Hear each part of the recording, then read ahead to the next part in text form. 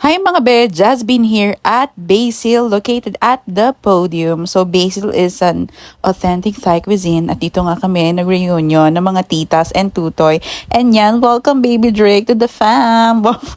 So yan nga mga be, medyo on the pricier side dito. Pero kaya rin naman masasarap yan. May pad thai, yung mga rice nila very malasa din. Nakakamiss yung Thai food, to be honest.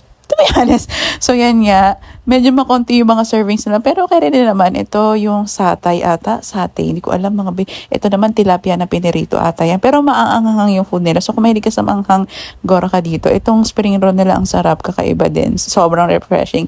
Ito, chicken yan mga be. Diyos ko, ang laki-laki nung dahon. Pag mo, napakait nung chicken. Medyo bitin ako dyan. Malasa siya, pero apaka-onte. Pero ito naman kanilang mango sticky rice. Ang sarap naman yan. As in, Thailand na Thailand talaga dyan mga be. So, wadi kam!